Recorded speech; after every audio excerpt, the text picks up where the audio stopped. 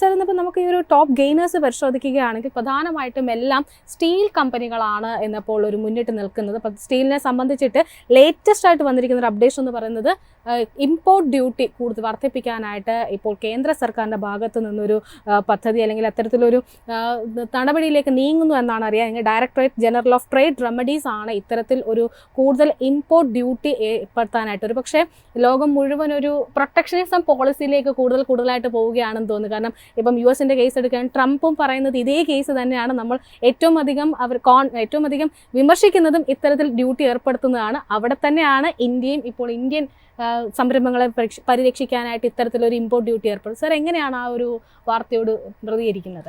അല്ല, ഇപ്പോൾ രണ്ട് വശത്തും ഒരു ന്യൂസ് ഉണ്ടെന്നുള്ളത്. അതായത് ഇപ്പോൾ ഗെയിനേഴ്സ് നോക്കുകയാണെങ്കിൽ തീർച്ചയായിട്ടും ഈ ടാരിഫ് റെസ്ട്രിക്ഷൻസ് അല്ലെങ്കിൽ ഈ ഇമ്പോർട്ട് ഡ്യൂട്ടി വെച്ചത് പ്രമാണിച്ച് കുറച്ച് മെറ്റൽസ് അല്ലെ, പ്രത്യേകിച്ച് സ്റ്റീൽ കമ്പനീസ് ആണ് അതിൽ നന്നായിട്ട് പെർഫോം ചെയ്യുന്നത്. അതേസമയം ഇപ്പുറത്ത് വളരെ ബാഡ് പെർഫോമൻസ് അല്ലെങ്കിൽ നെഗറ്റീവായിട്ട് പെർഫോം ചെയ്യുന്നത് IT ആണ് അല്ലെ. ഇപ്പോൾ IT-യെ സംബന്ധിച്ച് ഇപ്പോൾ തീർച്ചയായിട്ടും ഇപ്പോൾ US-ൽ ഒരു റിസഷൻ വരികയാണെങ്കിൽ അവിടെയുള്ള കമ്പനീസ്, കാര്യം അവിടെയുള്ള കമ്പനീസ് ആണല്ലോ നമ്മുടെ IT കമ്പനീസിൻ്റെ മേജർ ക്ലയൻസ് എന്ന് പറയുന്നത്. ഈ ക്ലയൻസ് കൂടുതലും അവരുടെ IT സ്പെൻഡിങ് കുറച്ചേക്കാം. കാര്യം US റിസഷനിലേക്ക് പോവുകയാണെങ്കിൽ അവരവിടെ ക്യാഷ് കൺസർവ് ചെയ്ത് പുതിയ പ്രോജക്റ്റിലേക്ക് പോവില്ല എന്നുള്ളൊരു കൺസിഡറേഷനാണ് ഒന്നാമത്തെ റീസൺ നമ്മുടെ ഇന്ത്യൻ IT-ക്ക് നെഗറ്റീവായിട്ട് വരാൻ. രണ്ടാമത് നമ്മൾ കാണാതെ പോരുത്, അതായത് ഡീപ് സീക്കിൻ്റെ ആ വരവുണ്ടല്ലോ ചൈനയിൽ, അതോടുകൂടി ചൈന ഇപ്പം നമ്മൾ ഇത്രയും നാൾ ടെക്നോളജി അല്ലെങ്കിൽ IT-യെ ബേസ് ചെയ്ത് പറയുമ്പോൾ നമ്മൾ US ബന്ധങ്ങൾ അല്ലെങ്കിൽ ഇന്ത്യ ഒരു വലിയൊരു സോഫ്റ്റ്വെയർ ജയന്റ് ആണെന്നുള്ള രീതിയിലാണ് സംസാരിച്ചത്. ഈ സോഫ്റ്റ്വെയറിൽ നിന്ന് വേൾഡ് ടെക്നോളജി ആർട്ടിഫിഷ്യൽ ഇൻ്റലിജൻസിലേക്ക് ഷിഫ്റ്റ് ചെയ്യുന്ന ആ ട്രാൻസിഷനിൽ ചൈന ഇപ്പോൾ ഫസ്റ്റ് സ്റ്റെപ്പ് എടുത്തിരിക്കുന്നു എന്നുള്ളതും കൂടെ. അപ്പോൾ ഈ ചൈനയുടെ ഡീപ് സീക്ക് ഇൻവെൻഷനും രണ്ടാമത് US-ൽ ഈ റിസഷൻ പ്രശ്നം കാരണം തന്നെയാണ് IT-ക്ക് ഈ പ്രോബ്ലം വന്നതെന്നുള്ളത്. ബട്ട് ഒരു കാര്യം നമ്മൾ മറന്നു പോകാതിരിക്കരുത്, അതായത് ഇതിനെക്കുറിച്ചൊക്കെ ഏറ്റവും നന്നായിട്ട് അറിയാവുന്നത് നമ്മുടെ ഇൻഡസ്ട്രി ലീഡേഴ്സ് തന്നെയാണ്. അതായത് TCS-നും ഇൻഫോസിസിനും വിപ്രോനും കോഗ്നിസന്റിനും HCL-നും അറിഞ്ഞുകൂടാത്ത ഒരു കാര്യം ഇന്നും അനിലെയും ഞാനും ഡിസ്കസ് ചെയ്യുന്നില്ല, അല്ലെങ്കിൽ മാർക്കറ്റ് ഡിസ്കസ് ചെയ്യുന്നില്ല. ഇതൊക്കെ അവർ ഫോഴ്സ് ചെയ്ത് കണ്ടിട്ടുണ്ടാവണം അല്ലേ. അത് ഒന്നാമത്തെ കാര്യം. രണ്ടാമത്തെ കാര്യം എന്ന് വെച്ചാൽ നമ്മൾ എക്സിസ്റ്റിംഗ് ആയിട്ട് എത്രയോ പ്രോജക്റ്റ്, അതായത് നമ്മുടെ ഈ ടോപ്പ് 5 കമ്പനി, ഞാൻ ഈ മിഡ് ക്യാപ്പ് എന്നൊന്നും ഡിഫറൻഷിയേറ്റ് ചെയ്യുന്നില്ല, ഇന്ത്യയിലുള്ള സോഫ്റ്റ്വെയർ കമ്പനീസ് എത്രയോ കമ്പനീസ് എത്രയോ നല്ല പ്രോജക്ട്സുകൾ ഇംപ്ലിമെൻറ്റ് ചെയ്ത് തന്നേക്കണു. സിറ്റി ബാങ്കിൻ്റെ, അമേരിക്കൻ എക്സ്പ്രസിൻ്റെ, അല്ലെങ്കിൽ ഫോർഡിൻ്റെ, ടെസ്ലയുടെ ഒക്കെ തന്നെ ഒരുപാട് സോഫ്റ്റ്വെയർസ് ഇന്ത്യ ഓൾറെഡി സപ്ലൈ ചെയ്തിട്ടുണ്ട്. ഇതിൻ്റെ ആനുവൽ മെയിൻ്റനൻസ് കോൺട്രാക്ട് തന്നെയുണ്ട് ഒരു വലിയൊരു കാശെന്ന് പറഞ്ഞത്. അല്ലെങ്കിൽ ആനുവൽ മെയിൻ്റനൻസ് കോൺട്രാക്ട് ചെയ്യേണ്ട ബാധ്യത ഈ സർവീസ് സെക്ടറിൽ വളരെ ഇമ്പോർട്ടൻ്റ് ആണ്. അതുകൊണ്ട് ഇതോടുകൂടി IT കമ്പനീസിൻ്റെ അവസാനമൊന്നുമില്ല. കാര്യം ഇതൊരു ശരിക്കും പറഞ്ഞ ഒരു ഇൻവെസ്റ്റർ ശ്രദ്ധിക്കേണ്ട കാര്യം എന്തറിയോ, ഇവിടെയൊക്കെയാണ് ഓപ്പർച്യൂണിറ്റി ഉള്ളത്. അതായത് ആർട്ടിഫിഷ്യലി നമ്മൾ പമ്പപ്പ് ചെയ്ത് ഒരു ഇമ്പോർട്ടിൻ്റെ ടാരിഫ് വെച്ചിട്ട് പ്രൊട്ടക്ട് ചെയ്യണ സ്റ്റീൽ ഇൻഡസ്ട്രിയെക്കാളിലും ചീപ്പറായിട്ട് IT മാറിക്കൊണ്ടിരിക്കുന്നു എന്നുള്ളത് കൂടെ ഇതിനകത്ത് ഒരു ട്രാൻസിഷൻ സ്റ്റേജ്. അതായത് നമുക്ക് എപ്പോഴാണ് ക്വാളിറ്റി, ഇപ്പോൾ TCS എന്നൊക്കെ പറയണല്ലോ, ക്യാഷ് മെഷീൻസ് ആണ്. ക്യാഷ് മെഷീൻസ് കഴിഞ്ഞാൽ ഫോറക്സിൽ റവന്യൂ ഏൺ ചെയ്ത് എത്രയോ ഫ്രീ ക്യാഷ് ഫ്ലോ ഉണ്ടാക്കി.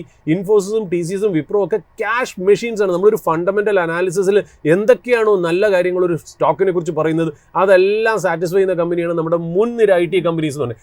അങ്ങനത്തെ കമ്പനികൾ നമുക്ക് ചീപ്പായിട്ട് മാറിക്കൊണ്ടിരിക്കുകയാണ് ഡെയിലി എന്നുള്ള പോയിന്റ് ഓഫ് വ്യൂവിൽ വേണം ഇൻവെസ്റ്റർ ഇതിനെ കാണാൻ. മറ്റേ സൈഡിൽ സ്റ്റോക്കുകൾ മെറ്റൽ ഇൻഡെക്സിൽ കയറുന്നത് തീർച്ചയായിട്ടും നമ്മളിപ്പോൾ അതിലേക്ക് വരികയാണെങ്കിൽ അത് തീർച്ചയായിട്ടും നമ്മൾ ആർട്ടിഫിഷ്യലി ഗവൺമെൻറ് സപ്പോർട്ടോടുകൂടി, എന്തുകൊണ്ടാണെന്നറിയോ, നമുക്ക് ഈ കമ്മോഡിറ്റി കമ്പനീസ് അല്ലെങ്കിൽ സൈക്ലിക്കൽ കമ്പനീസ് അല്ലെങ്കിൽ PSU കമ്പനീസിനൊക്കെ ലോവർ വാല്യുവേഷൻ എപ്പോഴും കിട്ടുന്നത്.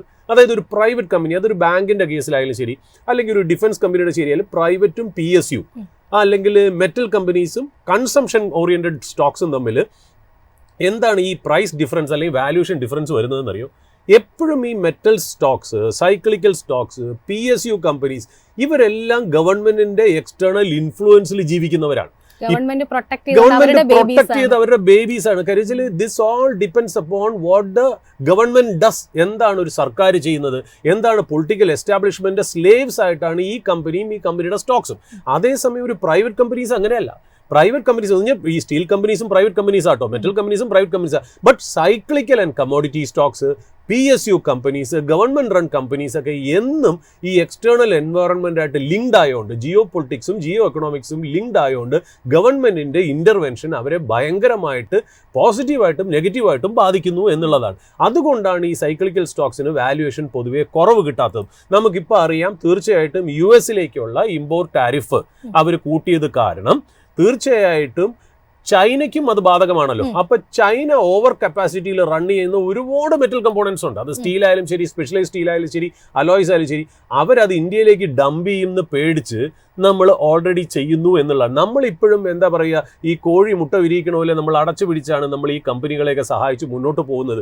നമ്മുടെ കമ്പനീസ് ഒന്നും ശരിക്കും മെറ്റൽ കമോഡിറ്റി സൈക്കിൾസിലെ കമ്പനീസ് ഉണ്ടല്ലോ, ഇത് കൂടുതലും കോമ്പറ്റീറ്റീവ് അല്ലെങ്കിൽ ഓട്ടോമൊബൈൽ കമ്പനീസ് ഒന്നും ശരിക്കും ഉള്ളൊരു കോമ്പറ്റീഷൻ ഫേസ് ചെയ്തിട്ടില്ല എന്ന് വേണം പറയാനായിട്ട്. അപ്പോൾ തീർച്ചയായിട്ടും ഇന്ത്യക്ക് ഇപ്പോൾ താൽക്കാലികമായിട്ടെങ്കിലും ഈ ടാരിഫൊക്കെ വെച്ച് ഇവരെ പ്രൊട്ടക്ട് ചെയ്തേ പറ്റുള്ളൂ.